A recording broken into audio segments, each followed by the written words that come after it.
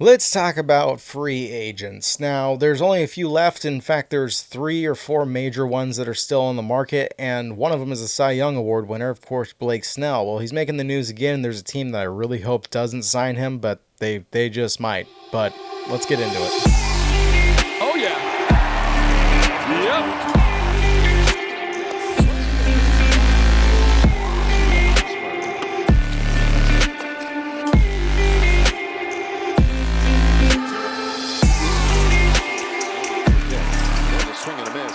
Welcome everybody to Touching Bases Podcast. Good to see your smiling faces again. If you're new here, please consider subscribing. We talk about baseball, and we have a little bit of emphasis on the Padres, the Mariners, and the Diamondbacks. Of course, big news lately this entire offseason has been Dodgers and Braves and the Yankees, and unfortunately the Astros as well, but we cover everything. So consider subscribing. I would appreciate it. Moving on. The Astros seem to be the front runners for the Blake Snell signings. I don't know exactly if this is true, but last time that we talked about the Astros signing a pitcher, it was Josh Hader, and then the next day he signed with them. Blake Snell's kind of running out of time to sign with the team. It's actually way too late to sign with the team for a spring training game, so we won't be seeing any action this spring training if he does sign at this point, but at least he can get on the team and get some bullpens to see where he's at and fit himself in the rotation, hopefully be ready for opening day. But at this point, who's going to sign him? Well, the Yankees already ruled out that they're not going to be picking him up. I'm going to guess because they're already at their luxury tax limit, they just don't need to pick him up, and I think they're pretty content with who they have. They just need to sign one more player to replace Gerrit Cole since he has now gone down. If you guys haven't heard this news, Gerrit Cole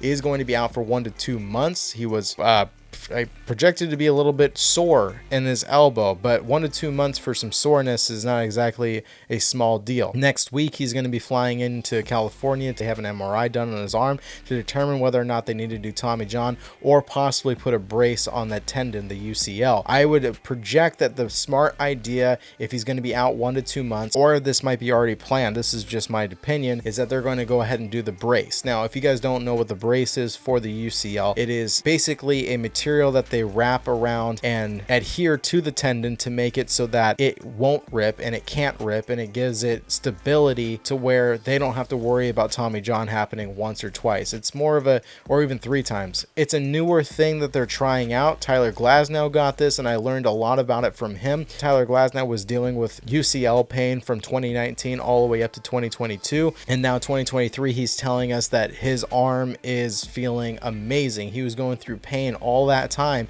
and then he gets this brace and it feels 100% to where now he can actually throw his full strength, and he doesn't have to worry about the tendon tearing or having any issues because this brace is basically securing it. You can call it, I guess, like a cyborg arm, I guess, but my guess is if he's going to be out for 1 to 2 months, he's going to probably go there to get the surgery done to actually have the brace put on, give the inflammation time to heal so that soreness goes away, and that they don't have to worry about their $300+ million pitcher, arguably the best pitcher in baseball, definitely the best pitcher in American League, going and sitting on the bench or being out for 2 seasons because of a Tommy John reconstruction. So if the Astros do pick up a pitcher, they are predicted to have a 95 win season this year in 2024, which would put them number 1, the Rangers at number 2 with 85 wins, and then also the Mariners at 85 wins projection, which means that the Mariners and the Rangers would be fighting for that wild card position.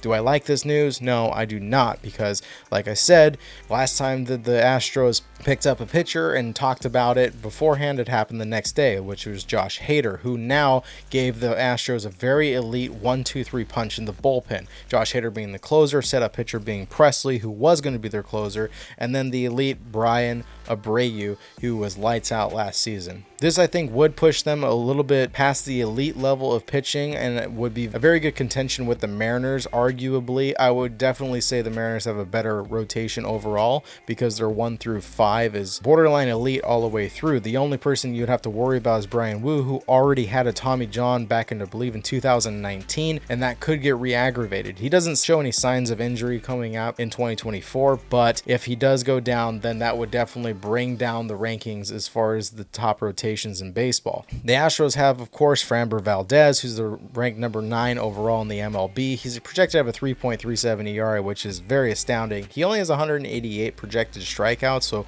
he's not a crazy strikeout pitcher, but he doesn't really allow any runs or major hits. He's hard to hit off of, and he's going to be pitching almost 200 innings this year, at least projected. He is 30 years old, and he's going to be the number 1. Now, everybody that follows after them, they're not bad, but they're not really elite. Almost all of them are over 4.0 ERAs, so they're going to average about 4 runs per game. And the only one that they're projecting not to be there is Hunter Brown, who didn't exactly have an excellent rookie season last year, where he had a 5.09 ERA and only a 1.8 WAR. Now, he didn't really walk anybody. He only walked about 8% of the batters that was out there, but his strikeout percentage was only 26%. He started in 29 games, and that 5.09 ERA is not what you're looking for out of your number 2 or number 3. So expectations are expectations, but I mean, if you're an Astros fan, you're probably hoping for Hunter Brown to come out and actually perform the way he was expected. He was basically like the Paul Skeens of the Astros last season. It just didn't pan out. But now that he has experience in the MLB, they've probably worked with him in his weak sides and pushed forward in his strengths. So hopefully he comes back and is going to be better for them. Now, if they add Blake Snell, this makes him a serious threat on top of their already stacked lineup that they have. If you guys saw my last video, we talked about Dylan Cease going over to the White Sox. Now, it was a very questionable deal in my opinion, because mostly everybody going over there except for one, or I would say 1.5. One is MLB ready, and then you have Thorpe, who could play in the MLB, but he's probably not going to come up until mid-season. Granted, it's the White Sox, and the rotation is pretty horrible. That's going to tell me that they're probably going to put him in like number 5 spot in their starting rotation, which is good because then he gets his reps. He's a good pitcher, but Dylan Cease going over the Padres really bumps their pitching up quite a bit, having Yu Darvish, Joe Musgrove, now Dylan Cease, and Michael King coming over from the Juan Soto trade makes it a very impressive starting rotation. If Yu Darvish can perform a little bit better than last season, the Padres do have a pretty good chance of making the playoffs. I'm not saying that they'll be number 1 seed going up against Arizona and the Dodgers, but I can definitely see them getting a wild card spot. This is going to be very hard because the Diamondbacks have also made other additions to their pitching staff, adding Erod to their pitching along with Zach Gallen and Merrill Kelly. Brandon Pfaadt proving himself in the playoffs, earned himself a number 4 slot in the rotation, and if he's able to continue where he left off in the playoffs, that rotation is going to be elite as well. Looking over at the Dodgers, as I mentioned before, I was a little bit eerie when it came to Tyler Glasnow, but when I looked into it and he didn't actually have a Tommy John, he had that brace that was done, which hopefully Gerrit Cole is going to get as well. I'm not a Yankees fan, but I don't like to see anybody injured, especially when they have amazing talent and they could make history once again, especially these days. You don't see history being made very often. Maybe Aaron Judge and Matt Olson, but that's kind of about it. With Tyler Glasnow being there and having a very strong elbow with no risk of injury, and now he's saying that his elbow doesn't hurt him anymore at all, and he feels like he can throw at full capacity. Given his statute, how long of a throw, his release point is so much closer than most players, he's going to be elite there. Yamamoto having a very rough spring training. I don't know if he's going to really perform the way that everybody predicted, but given him having such a huge contract, a $300+ million deal, he better perform, but I wouldn't expect him to be pitching under 3.0 this season. He seemed to be getting hit off of quite a bit. He does have a high strikeout rate, but again, he's untested in the MLB. We're going to see this season. This doesn't mean that he's mediocre. He's still elite, and he's still going to keep the Dodgers in the game if their bats are alive as expected. Bobby Miller was a rookie last season who performed very well. I like Bobby Miller a lot. I think that his projections are way too low. He's projected to have a 3.88 ERA this season with only 139 strikeouts. I think it's going to be much more than that. I think he's going to be pushing right around 160 strikeouts this season. I think he's going to be pitching a little bit more than 144 innings, especially being that number 3 spot. And I think his ERA is going to be around 3.25, 3.37, somewhere around there. Why?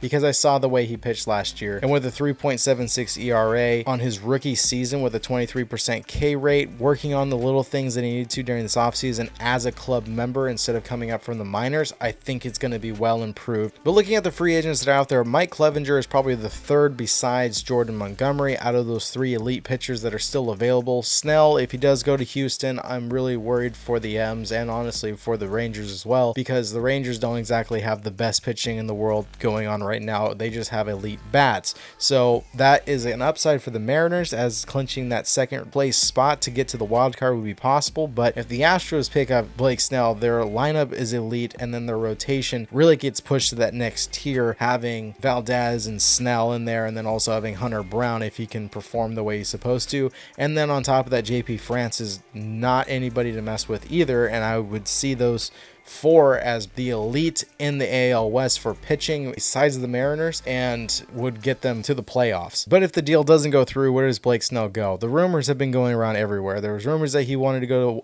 to Seattle. Honestly, the Mariners don't have the money for him to go to Seattle. Most of the Mariners are able to negotiate a deal where they're deferring money for about 5 years, and they're able to keep him on a 6-year deal. I have no idea, but most likely that's not going to happen. He said he wanted to play for the Angels, which I honestly didn't believe, and I think it's complete BS, just given the Angels situation right now, all of the corruption that's been happening over there, Anthony Rendon's negativity, and how he doesn't even want to play baseball, but yet he's still spotted to be the number 4 hitter. Yeah, he was amazing when he was with the Nationals, but he has not performed one bit at all for the Angels, and it's been very negative. Mike Trout's still trying to carry this team, but I don't know if they're going to be able to pull it off, to be honest with you. I don't think that Snell really wants to go play for a team that has almost 0 chance of making the playoffs this season. He won the Cy Young, but I think he wants to get a ring, and I think that's the possibility. But teams that really do need pitching, if you look at the Orioles, they traded and were able to get Corbin Burns, but his contract is ending this season. I don't know if they're going to have the money to re-sign him next season. There is new ownership, but who knows how much money they're going to put in there. But with Kyle Bradish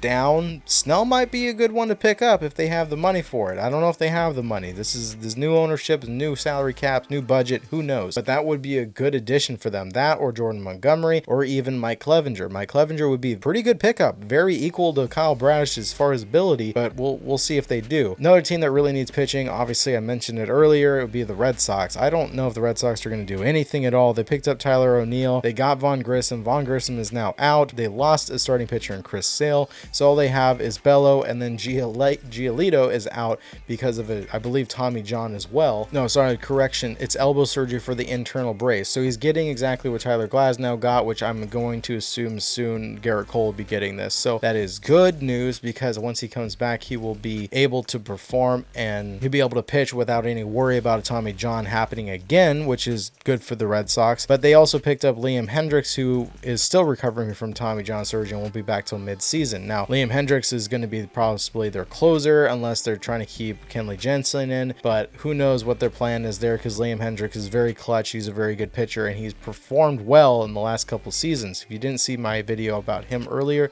you can check it out in the card above. So the Red Sox have Privetta, they have Bello, Crawford, Hoke, and Whitlock. Just not really the best of the best. Every single one of them is over a 4.0 projected ERA.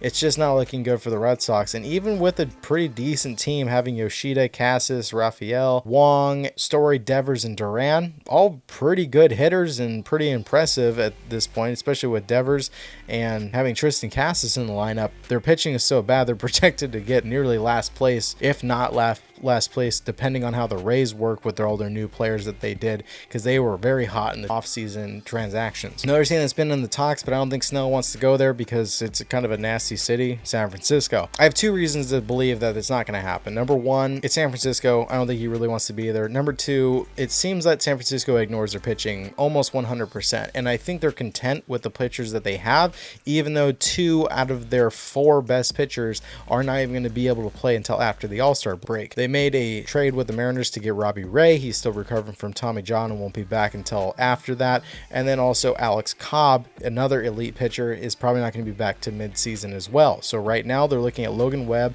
Kyle Harrison, pretty good. They did pick up Jordan Hicks, but he's coming from being a reliever and now expected to be a starting pitcher again. He has amazing heat. It's just a matter if he can control it and if the batters can see it or not. He's got really, really strong arm, but I don't know if that's going to be enough to punch out batters starters on a regular, consistent basis. And who knows if he's going to have elbow issues, because that seems to be the running story that's been happening to every single pitcher. After that, you have Keaton Wynn and Mason Black, but that's just not going to cut it. Both of them have a 4.20 or 4.24 projected ERA, and you really need something better than that. Matt Chapman was picked up. Seemed like a waste of money, in my opinion. They signed him. They had JD Davis. They have Wilmer Flores, but I guess they're going to bench Wilmer Flores and throw Matt Chapman out there for the defensive glove. Doesn't make sense to me. He's projected to have a 235 batting average. That's not what I'm looking for when Wilmer Flores is 262 projected batting average. So yeah, it bothers me on what they've been doing with this lineup, signing big names that honestly aren't even better than the players they already had. So depending if they can all perform well enough to back up this starting rotation, then they'd be fine, but I would not put my money on it. So